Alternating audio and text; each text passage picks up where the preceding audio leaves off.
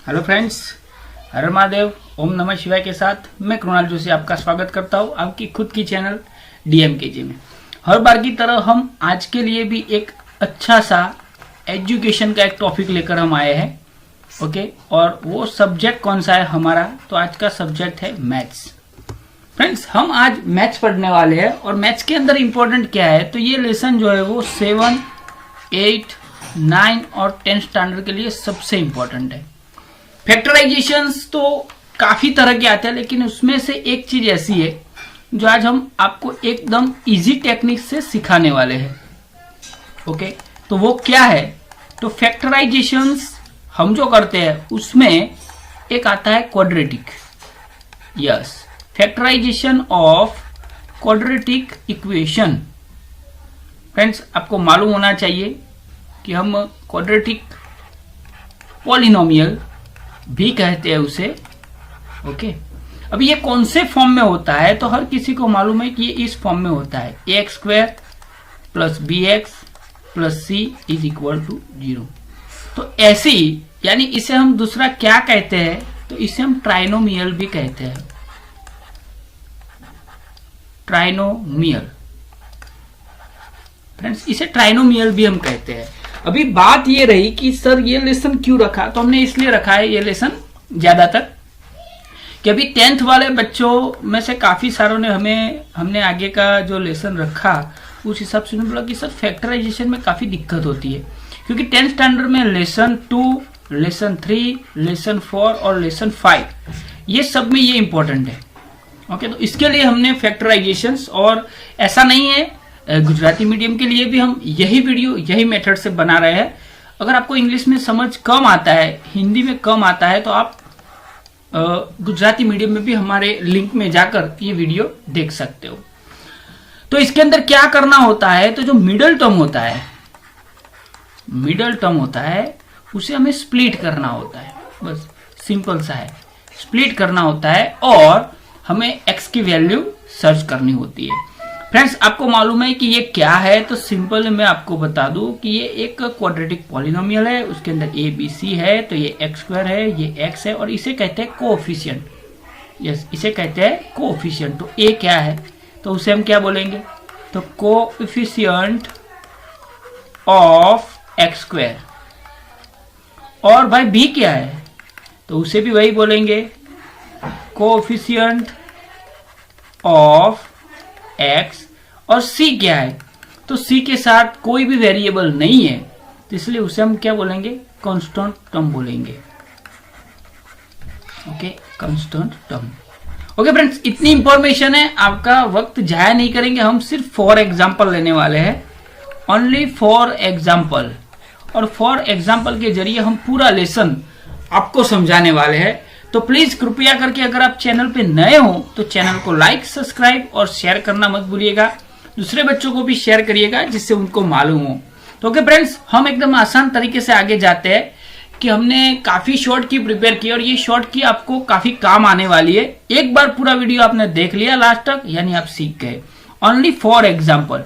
For example के बाद हम आपको दूसरे एग्जाम्पल लेंगे, उसकी एक्सरसाइज आपको सॉल्व करनी है और आपका हो गया बेड़ा पार। यानी जो लोगों को सबसे ज्यादा दिक्कत करती है वो है, ये बेस है। अगर आपने एक्सरसाइज सोल्व की तो आपको प्रिपेयर हो जाएगा। तो चलिए बढ़ते हैं आगे।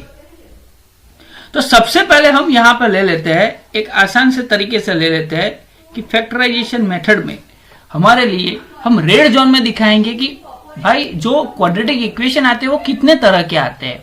तो सबसे पहले ये आपको समझना है, तो एक तो इस तरह के आएगा, ax² + bx + c। ये सबसे याद रखना है कि यहां पे दोनों जगह पे प्लस है।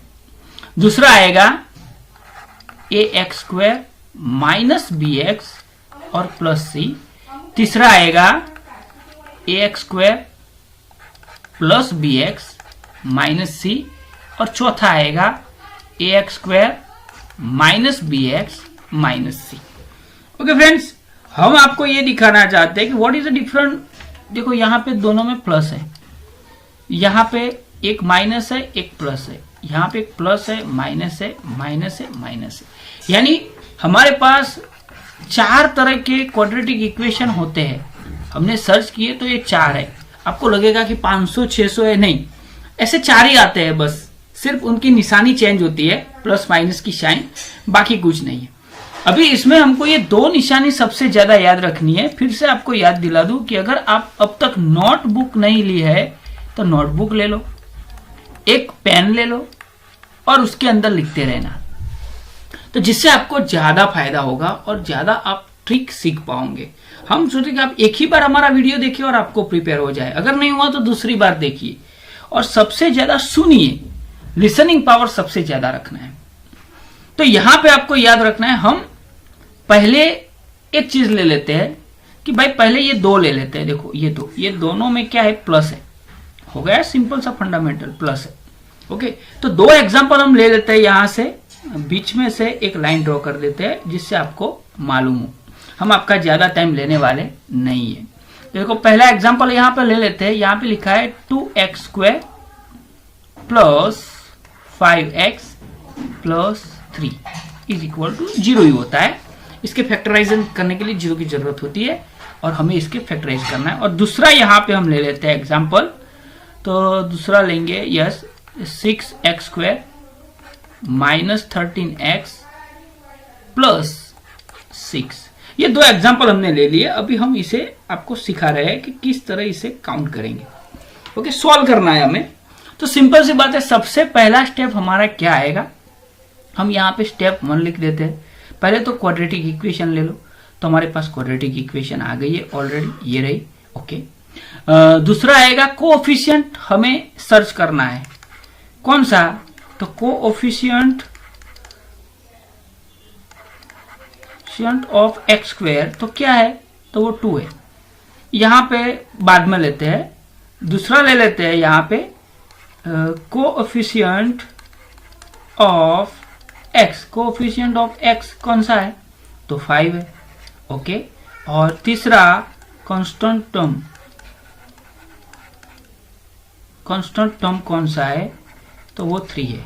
ओके, ये तीनों हमारे पास आ गए। उसके बाद हमें क्या करना है, ये कांस्टेंट टर्म के आगे कौन सी साइन है वो याद रखनी है। तो कांस्टेंट टर्म के आगे साइन किसकी है, प्लस है। देखो ये सिंपल सा याद रखना है आपको, मैं जो सिखाऊंगा। फिर मिडिल टर्म यानी कि हमारा कोएफिशिएंट ऑफ x, उसके आगे कौन सी साइन है, तो वो भी हमें याद रखनी है। तो देखो मैं थोड़ा सा कलर चेंज कर लेता हूं जिससे आपको मालूम हो। ये रहा, तो इसकी कौन सी है, तो इसकी साइन है प्लस है, यानी ये भी प्लस।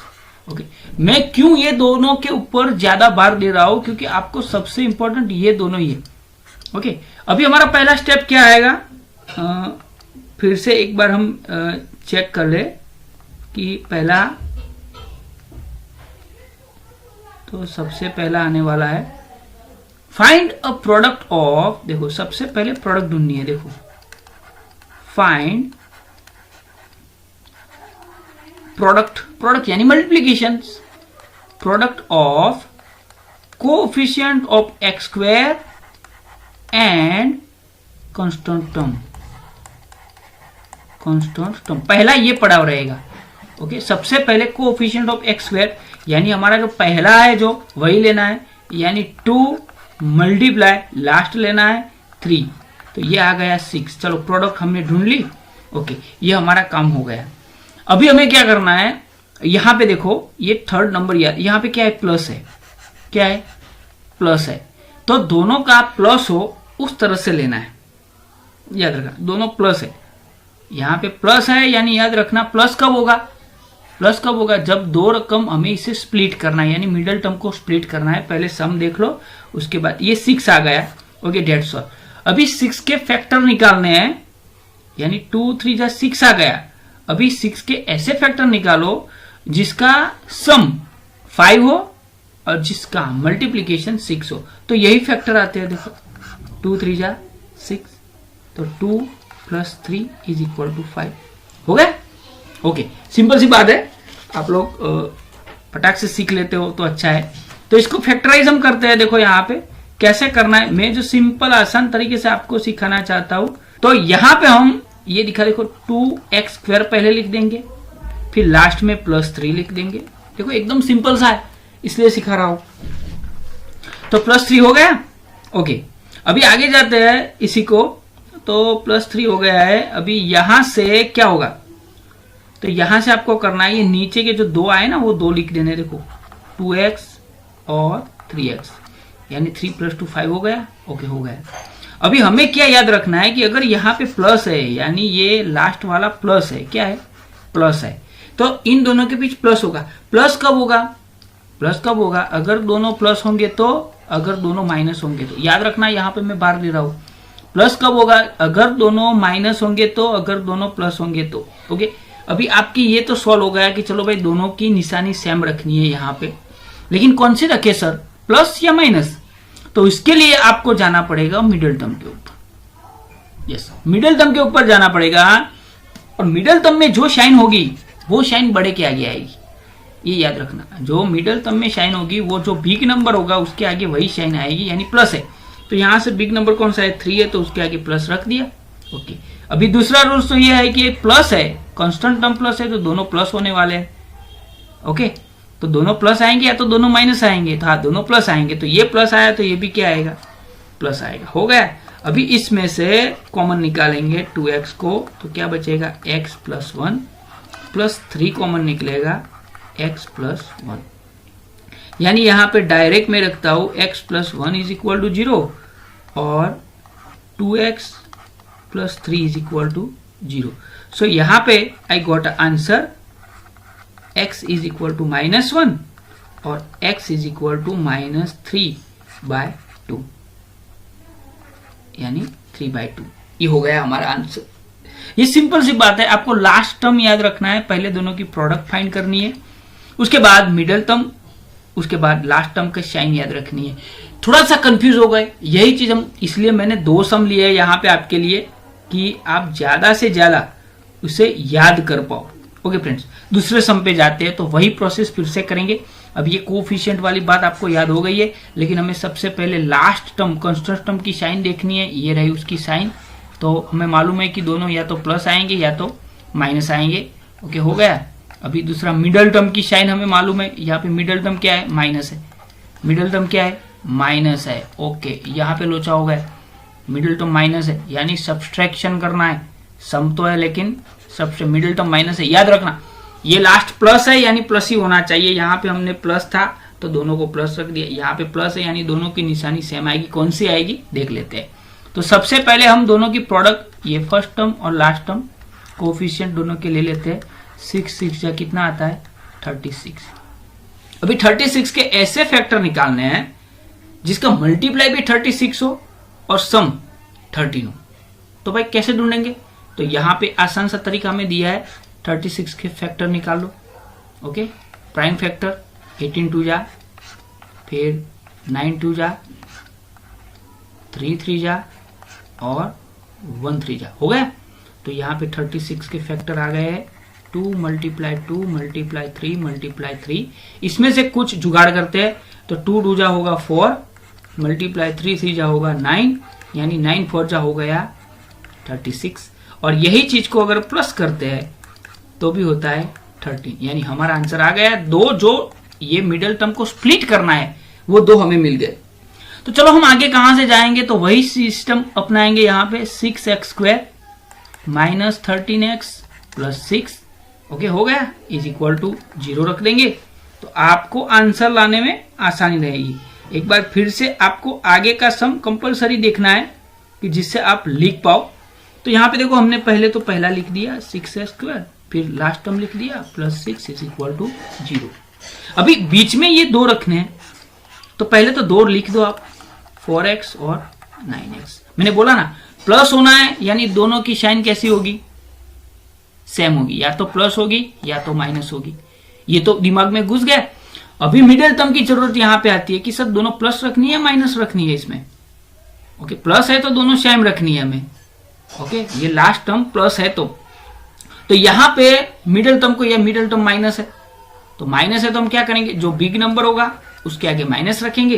तो बिग नंबर कौन सा है, 9x।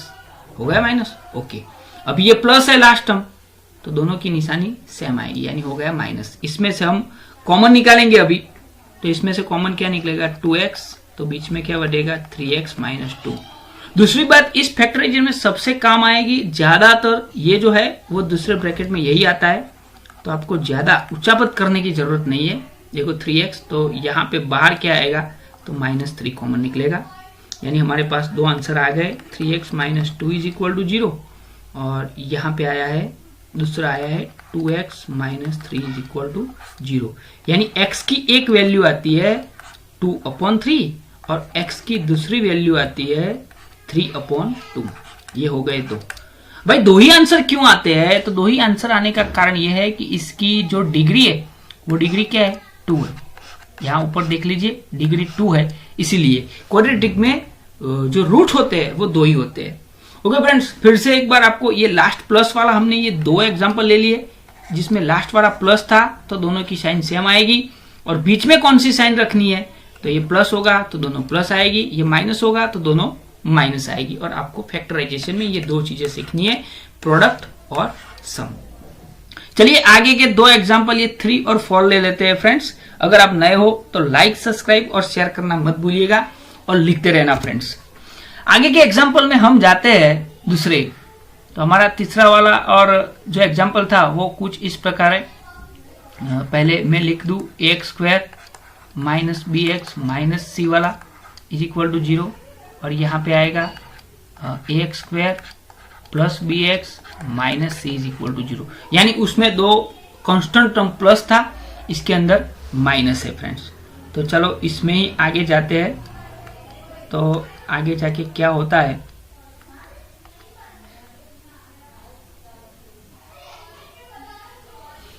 चलो इसमें आगे जाते हैं। तो यहाँ पे एक एग्जांपल हम ले लेते हैं, यहाँ पे x² minus 14x minus 14x minus 51 is equal to 0। तो सबसे पहले हम क्या करेंगे, अभी यहाँ पे समझने की बात है कि सर यहाँ पे कोएफिशिएंट है नहीं, जब भी कोई ना हो तो उसका कोएफिशिएंट हमें समझना है 1, मल्टीप्लाई लास्ट का कोएफिशिएंट है 51, यानी आंसर आया 51।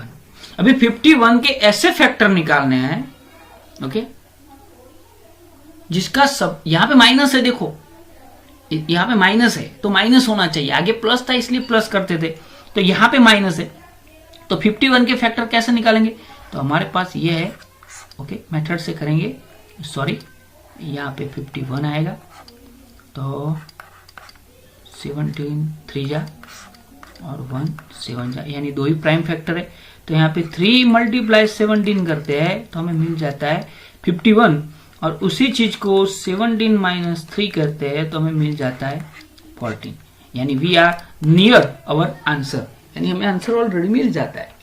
तो इसी में आगे अगर हम काउंट करते हैं, ओके, आगे का सम काउंट करते हैं, तो देखो यहाँ पे x² माइनस 14x माइनस 51, वही सिस्टम से याद रखना है, याद रखो, पहले लिख दो x², लास्ट में लिख दो 51। अभी यहाँ पे क्या आया सर, तो हमारा जो लास्ट टर्म है उसमें प्लस था, लेकिन इसमें क्या है, माइनस है। माइनस है, माइनस कब होगा, जब एक प्लस होगा या दूसरा माइनस होगा, या एक माइनस होगा या दूसरा प्लस होगा। तो ये लास्ट टर्म से हमें ये मालूम होता है कि जो दो टर्म बीच में रखने हैं, यानी हमारे दो टर्म कौन से है, तो यहाँ पे 17x और यहाँ पे है 3x, तो ये दो टर्म बीच में रखने हैं, तो एक प्लस होगा एक माइनस होगा। लेकिन सर जी कौन सा प्लस कौन सा माइनस, ये कैसे मालूम करें फ्रेंड्स, एकदम इजी तरीका है, आगे सीखा है उसी तरह आपको फिर फोकस करना है मिडिल टर्म पे। मिडिल टर्म में देखो यहाँ पे मिडिल टर्म क्या है, माइनस है, मिडिल टर्म माइनस है, यानी जो बिग नंबर होगा वो तो ऑलरेडी माइनस ही होगा, तो इसमें से बड़ा वाला नंबर कौन सा है, तो माइनस है। और दूसरा रूल्स ये आएगा कि माइनस है तो एक प्लस होगा, एक माइनस है तो दूसरा ऑटोमेटिकली क्या हो जाएगा, प्लस हो जाएगा। अभी निकालो x कॉमन, तो x माइनस 17 प्लस 3 और x माइनस 17, यानी we are near our answer, हमें मिल गया। एक है x minus 17 is equal to 0 और x plus 3 is equal to 0, तो x इज इक्वल टू आएगा 17 और x इज इक्वल टू आएगा -3। फ्रेंड्स 10 स्टैंडर्ड के बच्चों के लिए ये वीडियो बनाया, लेकिन इंपॉर्टेंट 7 8 9 10 सबके लिए है, क्योंकि बच्चे इसका इफोर्ट करते हैं लेकिन लास्ट में उन्हें कुछ ना कुछ दिक्कत रहती है, इसलिए हमने बनाया है। अब ये लास्ट वाला एग्जांपल हम देख लेते हैं यहाँ पे कि वो क्या कहना चाहता है। तो देखो यहाँ पे भी लास्ट में माइनस है, यानी यही रूल्स आएगा, एक प्लस एक माइनस। लेकिन यहाँ पे मिडिल टर्म जो है वो क्या है, प्लस है। ओके, तो हम वो भी सीख लेंगे। चलो तो एग्जाम्पल एक ले लेते हैं यहाँ पे, x square plus 2x minus 3। हमने छोटे छोटे एग्जाम्पल लिए, अब बड़े बड़े ट्राई करोगे इसी मेथड से तो आपको मिल जाएगा, लेकिन हमने ऐसा सिस्टम बनाया कि सब आ जाए। यहाँ पे देखो फिर से x के साथ कोफिशिएंट नहीं दिखाई दे रहा है, उसका मतलब है उसका 1 है, तो पहले product first term multiply last term यानी कंस्टेंट टर्म, तो 3 1 जा 3 आया। अभी 3 के ऐसे फैक्टर निकालो तो 3 के फैक्टर तो कौन से होंगे, 1 और 3 होंगे, तो ये तो आ गया है, तो 1 3 जा 3, और यहाँ पे देखो 3 minus 1 is equal to 2। One हमें माइनस करना है, तो दोनों में से किसी को भी माइनस करते 2 आते हैं। फिर यहाँ पे हम आगे गिनते हैं इसी सम को, तो किस तरह गिनेंगे, तो यहाँ पे देखो x square plus 2x minus 3 is equal to 0, तो एक्स स्क्वायर रख देंगे, लास्ट में माइनस 3 रख देंगे। ओके, हो गया। अभी बीच वाले दोनों रख दो, जो हमें 2 नंबर मिले हैं वही, तो 3x और 1x नहीं लिखेंगे, अकेला x लिखेंगे। चलो सर जी माइनस है, दोनों अलग आएंगी, तो कौन किसके आगे प्लस किसके आगे माइनस, तो मिडिल टर्म कौन सा है, प्लस है, तो बड़ा वाला जो है वो क्या रहेगा, प्लस रहेगा, और छोटा वाला ऑटोमेटिकली माइनस हो जाएगा। हमारे रूल्स के मुताबिक x कॉमन निकाले, x plus 3 minus 1 x plus 3 is equal to 0, तो हमें आंसर मिल गया, x plus 3 is equal to 0, x minus 1 is equal to 0। So x is equal to minus 3, x is equal to plus 1, ये हमारा answer था। तो friends यहाँ पे देखने वाली बात ये है कि हमने जो पहले पढ़ाया था वो चारों एग्जाम्पल यहाँ पे आ गए हैं। आप एक बार फिर से देख सकते हो, अगर आप न देख पाओ तो। यहाँ पे 2x लास्ट प्लस था, इसलिए दोनों की प्लस है, तो इसे हम थोड़ा सा, आपने ये देख लिया है तो थोड़ा सा आगे जाएंगे और इसे शॉर्ट में लिखने की कोशिश करेंगे, कि जिससे आप लोग अच्छी तरह इसे समझ पाओ और लिख पाओ, क्योंकि अगर आपने पूरा वीडियो देखा है तो आप इसे समझ पाओगे। तो फ्रेंड्स आगे थोड़ा सा लिख देते हैं कि हमारे पास कितने एग्जाम्पल आए, तो 4 तरह के एग्जाम्पल आए। ax square plus bx plus c is equal to 0 था। दूसरा एग्जाम्पल हमारे पास कौन सा था, तो ax स्क्वायर प्लस bx और माइनस c था। तीसरा एग्जाम्पल कौन सा था, तो ax स्क्वायर माइनस bx और प्लस c था, इज इक्वल टू 0 था। चौथा एग्जाम्पल हमारे पास कौन सा था, तो ax square minus bx minus c था। चारों में हमने क्या दिखा है, तो स्प्लिट किया है। क्या किया है, यस, उसे स्प्लिट किया है हमने, स्प्लिट अप मिडिल टर्म को स्प्लिट किया है, split up middle term. Okay, यही मेथड है फैक्टराइजेशन की।